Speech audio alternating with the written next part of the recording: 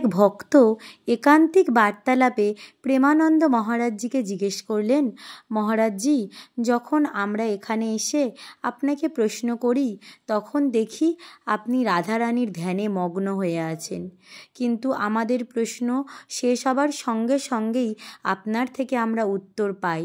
সেই উত্তর হয় একেবারে ত্রুটিহীন, নিখুঁত, যেন আমাদের মন প্রাণ ভরে যায়। মনে হয় যেন জীবনের সব প্রশ্নের সমাধান পেয়ে গেলাম। আমাদের বিশ্বাস, আমাদের ভালোবাসা আরও গভীর হয়ে যায়। ভক্তটি আরও বলেন, মহারাজজি, এই প্রশ্নের উত্তরগুলো আসলে কে দেন? আমাদের প্রশ্ন সত্যিই কি শ্রী রাধারানীর কাছে পৌঁছে যায়? উত্তরে মহারাজজি বললেন, এটা আমি নিজেই জানি না। তুমি কি প্রশ্ন করছো বা কি প্রশ্ন করতে চলেছ আমি জানি না। আর এখানে যে উত্তরগুলো আসে সেগুলো কি হবে তাও আমি জানি না। মহারাজজি হেসে বললেন, আমি তো তোমাদের মতোই একজন শ্রোতা মাত্র, আমি বক্তা নই। মহারাজজি আরেকটু থেমে বললেন, বক্তা তো অন্য কেউ, আমি নই। এই যে আমার শরীর মারফত যে বাণীগুলি বের হয়, যে জ্ঞান তোমাদের জীবনে আলো হয়ে পড়ে, সেই বক্তা হলো জগৎগুরু স্বয়ং ভগবান। তোমরা ভগবানের শরণে এসেছ, তোমাদের প্রশ্ন ভগবানের কাছে পৌঁছে যায়, আর ভগবানই তোমাদের মঙ্গলার্থে সরল ভাষার উত্তর দিয়ে দেন। প্রেমানন্দ মহারাজজি আবারও বললেন, আমি কোনো পণ্ডিত নই, না জ্ঞানী, না বড় বিদ্বান।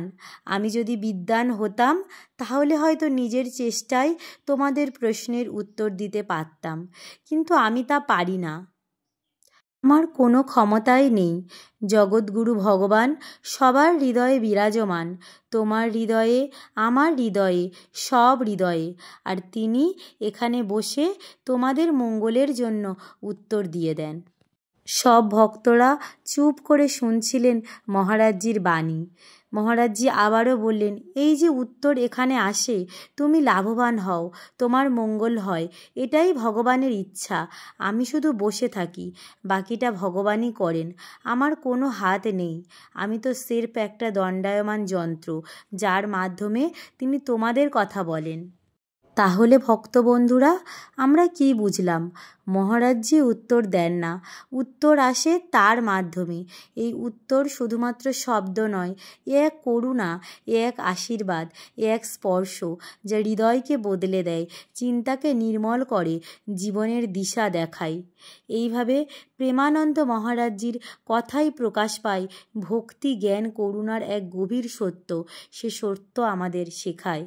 যখন আমরা সত্যিকারের শ্রদ্ধা নিয়ে প্রশ্ন করি, জীবনের উত্তর আমাদের কাছেই আসে, ভগবানের ইচ্ছায়, ভগবানের করুণায়, ভগবানের কণ্ঠে।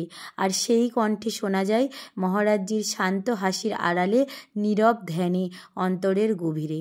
জয় শ্রী রাধে কৃষ্ণ। রাধে রাধে।